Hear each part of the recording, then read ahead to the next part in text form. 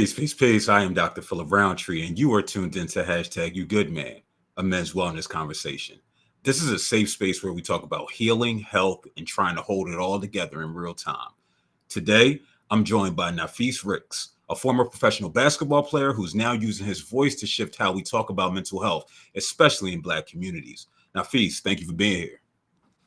Man, Phil, thank you for having me on, man. It's a pleasure. I look forward to this conversation.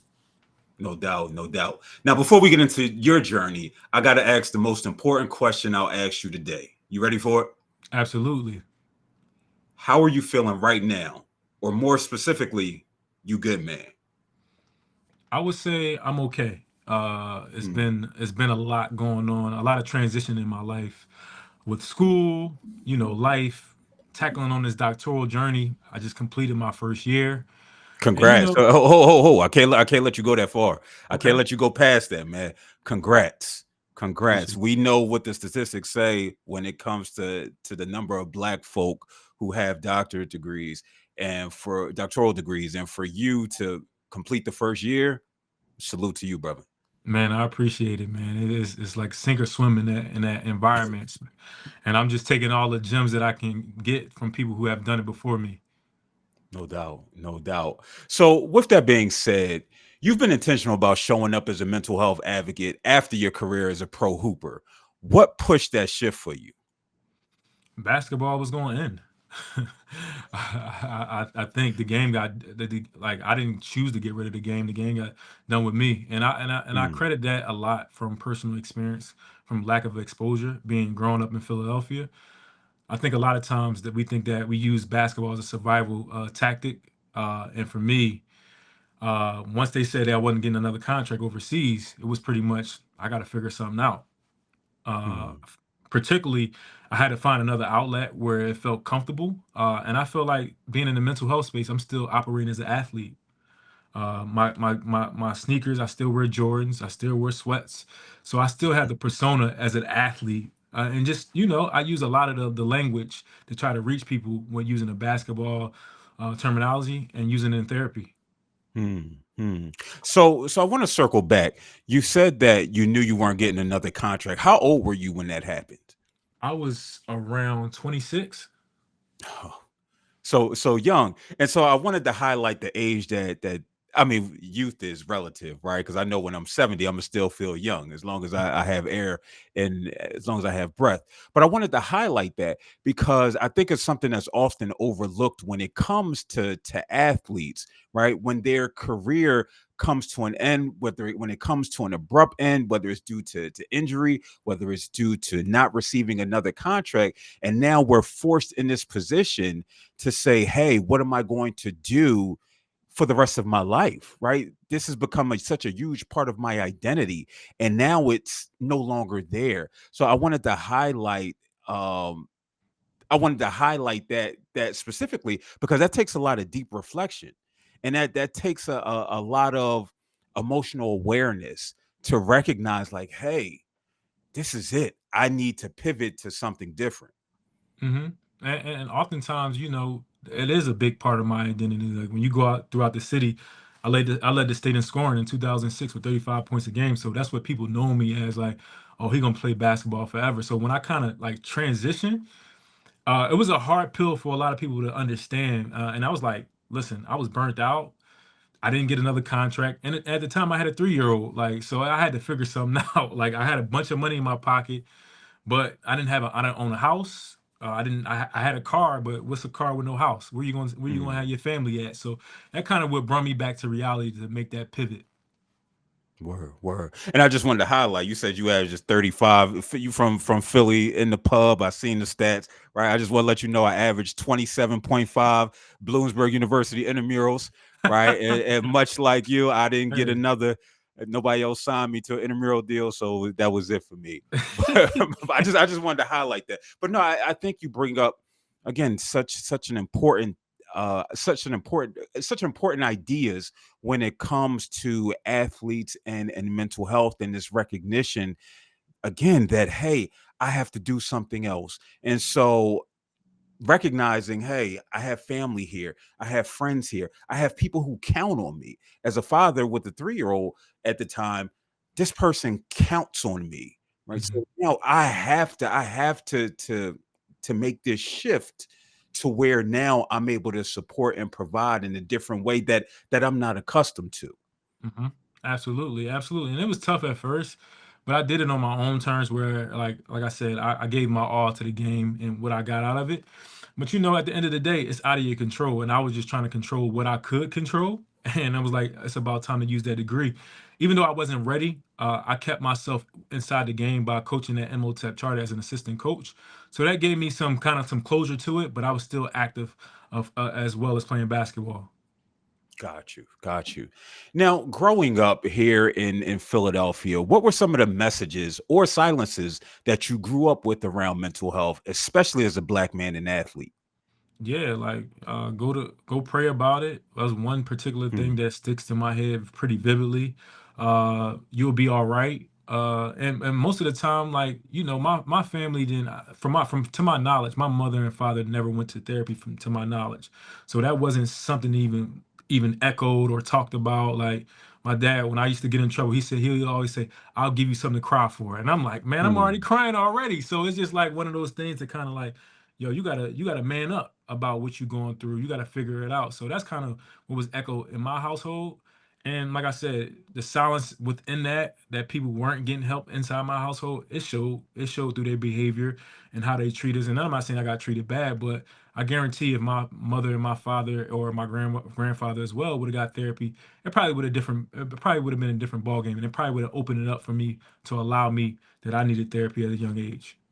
Word, word. I think what you're highlighting is how those early messages really shape what we carry, right? And how we respond to things like adversity, how we respond to trauma, how we view ourselves. We know that it impacts self-esteem, right? So, with that being said, when did you realize, hey, I need to deal with what's going on inside? Whether it's again the transition from being this all-world athlete to quote unquote a civilian.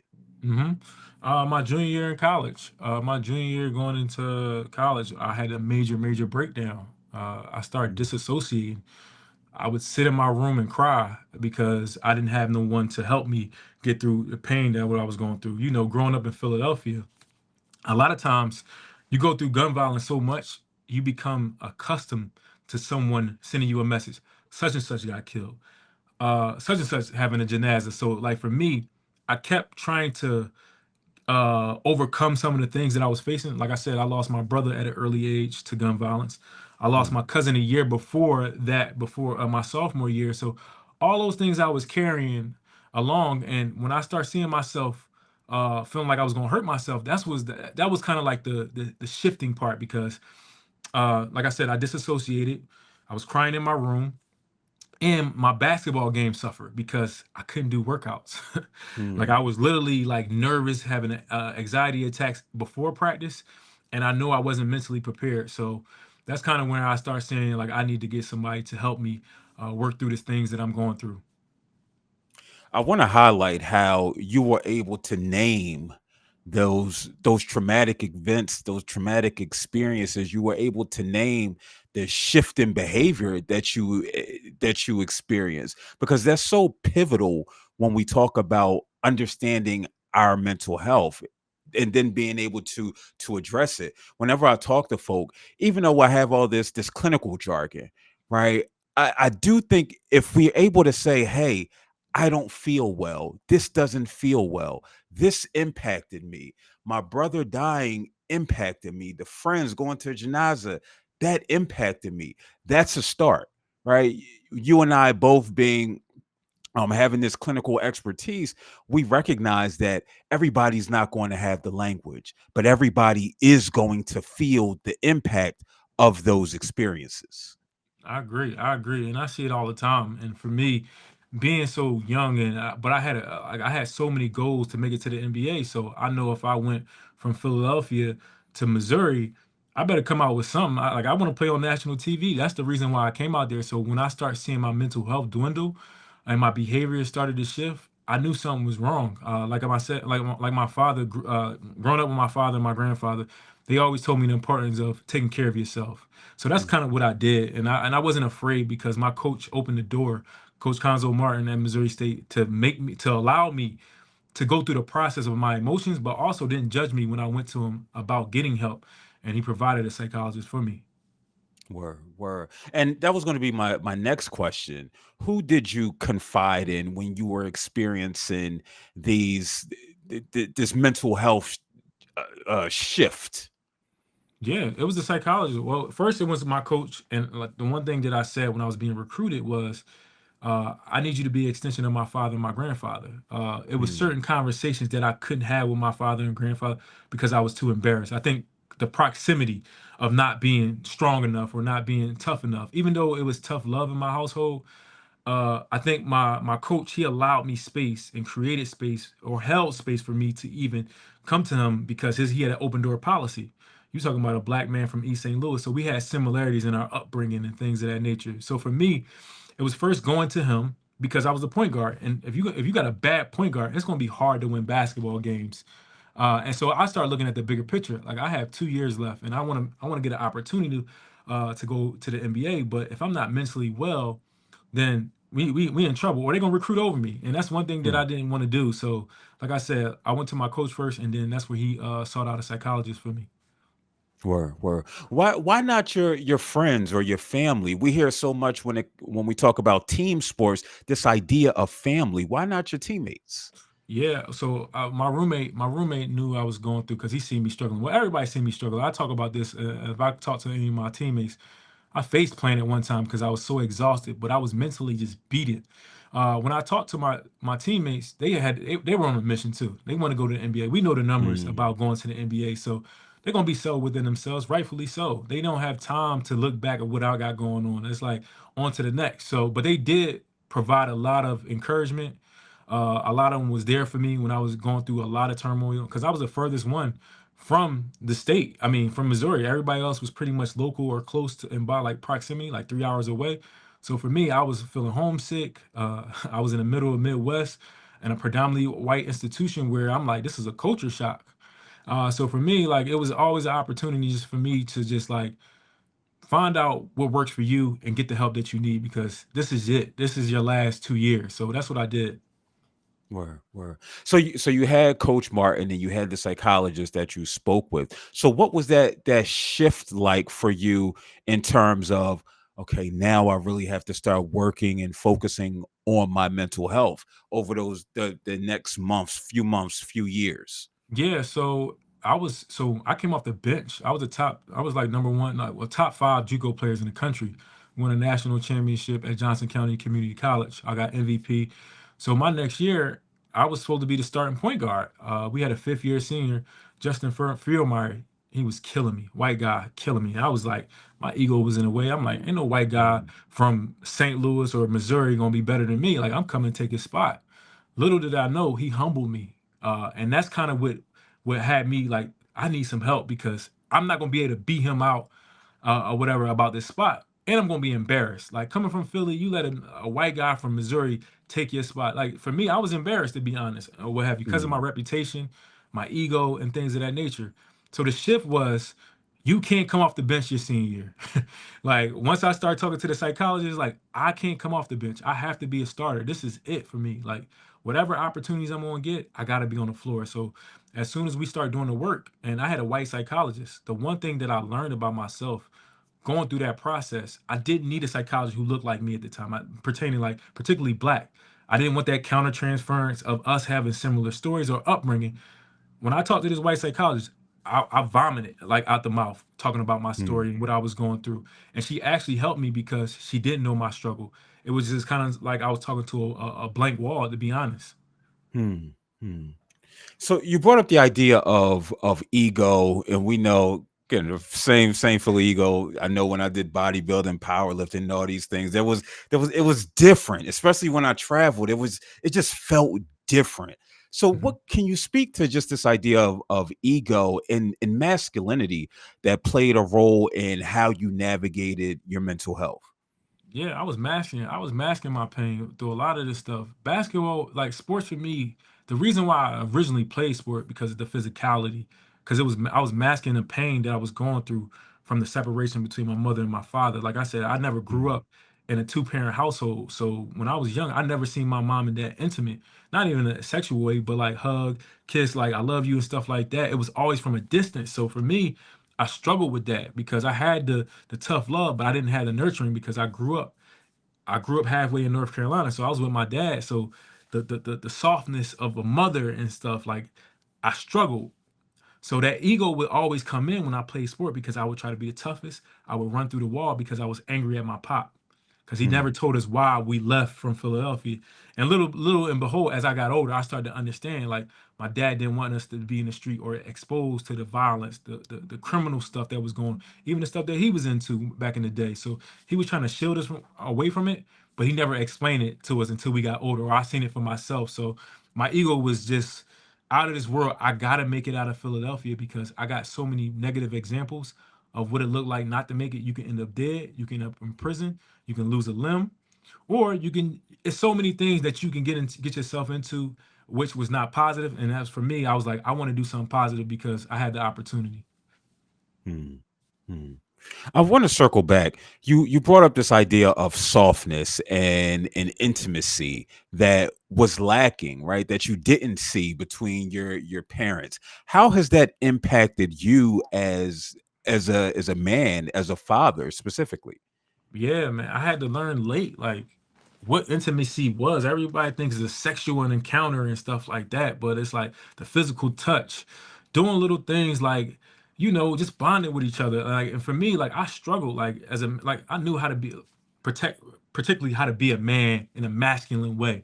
Like I know how to Mhm, shoot oh, I'm gonna lift weights today, like you said, like we talked about. I know how to play sports and stuff, but I didn't know like I was lacking the wherewithal, like bring a girl flowers, send her a mhm, nice note, like all those things that I think women can teach you on how to treat women, or whatever. I lacked. So I would just, my ego would get in the way. Man, I ain't gotta do this, I ain't gotta do that. So when my feelings would get hurt, I'll be wondering why this would happen to me, me not working out with girls. Oh man, you mhm, didn't. Yeah, I mean, you really didn't show no type of intimacy in that regard, and I struggle with that. So for me, like, I'm still learning that part at 37 years old to continue to grow in that area because I think that's so important that you have that softness within yourself, so you can give your full self, you can be your authentic self. mhm. So sticking with this the softness, right? We touched on softness for others as a father in romantic spaces, but just what about the softness within ourselves for ourselves? How has that changed? Have you gone from especially as being competitive, right? How we talk to ourselves, you usually don't want that recorded, right? You don't want, if people had if there was a tape recorder in our minds, if people could hear how we talk to ourselves sometimes, right? It's not necessarily the prettiest. So have you shifted, or during that time did you shift like the softness in how you engaged with yourself? Yeah, so I've been doing a lot of meditation and breath work. So I do that every Sunday at the YMCA. And I had to be, I was very hard on myself. Still to this day, I'm still working through that. That's some of the things like that negative self-talk. Mhm, Because once again, you said from earlier, going through a doctorate, playing sports, it's always competitive. I feel like I'm always competing. And if I don't reach the level that I think I'm supposed to, I'm so hard for myself. So I allow myself to meditate. I allow myself to do the breath work and also therapy. I think that helps me a lot to come down and say like, yo, you have accomplished a lot, you have done a lot, you owe this to yourself. So I'm incorporating all those things as well as massages when I need it. Like I get a massage at least once a month and really take myself out, like, and just really take care of myself, and like I don't gotta have all the answers every day. mhm. As humans, I don't think we give ourselves enough credit, like, right, where the fact that we are here in this moment right now speaks so much to our ability to overcome adversity, resilience. There's so many reasons every day to just say, nah, I'm done with it. But especially as black folk, but yet we still find a way to get up. And so this is so important that we recognize just how far we've come. So as we transition, how do you use your story now to bridge the gap between sports, men, and mental health and community? Yeah, so I'm gonna start off first talking about the sports component. So for me, when I post on social media, I'm very intentional. a lot of times I use my own story to convey my message. So, for instance, we never talk about like the overseas life and the predicament of being lonely. A lot of Mm, guys go over there by themselves, and you're talking about a country where you feel isolated because you don't know the language. The food is different, just how they operate in life. So I try to use my real life story to bridge the gap between what is it like being overseas? What's some things that you should be prepared for as you are a professional? Because everybody assumes that just because you're a professional playing overseas and they see you in these countries and stuff, that you can just roam around free. So I just mhm. kind of post a video or a quote that signify about what I went through so people can connect to it and just ask the question, have you ever experienced this as a professional athlete? And if Mm. so, how did you deal with it? So I kind of pose a question too to cap it all off. So what's the response to that when you do that? A lot of guys inbox Mm. me and they say they appreciate what I'm saying because they have something similar. And a lot of times they want to open up and talk about it, but they're just afraid because some of them still technically playing. So they don't want to feel that vulnerability of saying, "Oh, I'm lonely playing overseas." For me, I'm Yeah, done. I'm not going yeah. back, so I can say what I want. I think at the time I probably wouldn't have said it that I was lonely because I didn't want to be called soft. But now I'm retired, so I'll say what I want. Yeah. I think it's interesting that you said they inbox you. You didn't say they posted on the post, that Nah. they inbox you. So it's still some level of secrecy with regards to vulnerability that they have and things that they're navigating. They feel open enough to say it in private, but still putting it out in public Mhm. is they're not maybe not comfortable with that yet. Nah, nah, nah. I don't think so. Yeah, and I get it. It's one of those things. It's one of those things that they have some self internal work, but they have to have Yeah. the door open for them to even walk through because vulnerability can be scary. Like you opening up yourself to a public platform, you never know where somebody can flip and take them words. Oh well, he's soft, or it get to an agent, or it get to a team. Oh, he's lonely, so we can't sign him. He's not going to be here long enough. So it's all those things that can probably impact their career, and I get it. And like I said, I'm just thankful that they feel compelled and open enough to talk to me about their mental health. Yeah, yeah. And so, what specifically? We touched on the sports part. What about men in mental health? Yeah, once again, everything is just predicated off my personal story about how what I go through. Like, so I really share the journey of me on my everyday because I think some people look at highlights. I think sometimes you only see the good moments in people. And I always like to show that I'm a real person. So the same thing that I post on social media, particularly with men, this is what you're gonna catch outside the network of social media because if I post all my good highlights, oh, I'm in a doctoral program, I finished my first year, but I never talk about the failures of staying up late night, trying to figure out how to write this paper, or try to figure like I'm stressed out. I feel like I'm gonna throw up because the work of just trying to learn research or the microaggressions that you got to sit in these classrooms that you got to face. So for me, like I use my personal story to let people know that I'm real and Mm, I try to be honest as possible of what I'm going through and not for a pity party, but just show that I'm human and always trying to advocate for men. It's like it's all right to go through things. What are you doing about it to go get that community support or that therapy? yeah, yeah. Ownership of our stories is so important. I think that's one of the reasons when both being fans of hip hop, when we just look at things like hip hop battles over time, how usually it's somebody calling somebody out. I think about Pusha T putting out into the atmosphere that Aubrey Graham Drake has a child, right? And so it's like, well, if you're not hiding it, right? If you lean into it, lean into your story. This is who I am. It's no longer the shock and awe value, Mm-hmm. right? People can't use it against you Mm-hmm. if you lean into it, even if they might try.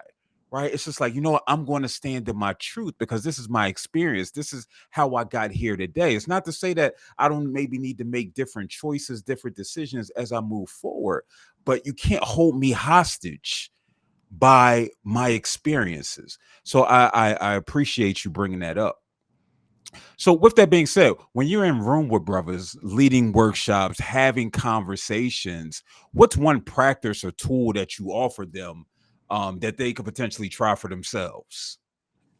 Yes, journaling. I think that has been an amazing tool for a lot of guys. For me, like I said, I always bring my journal and just to show like my advocacy. Because the one thing that I always told myself, I can't advocate for something and they don't see me doing the actual action. Mm, Like I'm still going through the same struggles that they are going through, but seeing my I think allowing them to see my vulnerability in moments and sharing some of my personal story, it opens up the door. Like, try this. Let me know how this feel. And sometimes it's not all about writing with a pen and pad. It may be just voice noting yourself about what you're going through, and just or using your social media platform. Hey man, this might be an outlet for you of community, and I think a lot of these men are looking for community, but a safe community where they feel compelled, where they're not being judged, and they can just be anonymous in a sense. So for me, the journaling has helped. The community support groups, the Zoom initiations has been amazing. So that's the three things that I would say that's been very helpful when I'm in these circles. So journaling, finding community. Yeah, you brought up social media, and I don't know if we think about it enough how we have so many people who are literally journaling in real time their thoughts and feelings and emotions on these social media platforms. We may look at it as why so and so telling their business to the world, but it's just like, no, this is eating me up inside. And some of it is partially like just, you know, their emotional regulation needs some help, some work, but they're like, listen, I need to get this from inside outside, because if it stays inside, I don't know what's going to happen. But I don't necessarily know if we look at it like that. We look at it as people telling their business, when actuality it's, hey, I need to use this mechanism to stop me from potentially harming myself or harming other people. That's true. That's true, and it's a good timeline, and it shows like where you were at this moment, and that's the reason why I like social media. It's like a timestamp. Hey, my mental health, I wasn't doing well at this stage of my life, and now you see the trajectory of what I've been through, and it paints a picture for a lot of people as they're going through their Word, journey. word. Listen, this time has flown by. I appreciate you pulling up. Last but not least, how can folks support you and your work? Yeah, so you can follow me guys on Instagram at Nafis Ricks two number two. I don't really do Twitter. I might post here and there, but but my Facebook is Nafis Ricks and my TikTok is Nafis Ricks. So pretty much standard all the way around the board, and that's how you can support me. Just like subscribe or just comment on a post if you feel compelled to. Word. Well, I want to thank Nafis Ricks for coming through, and I want to thank you, the viewer, for tuning in. Remember, when discussing men's mental health and wellness, the road isn't easy, but it's worth it. Peace.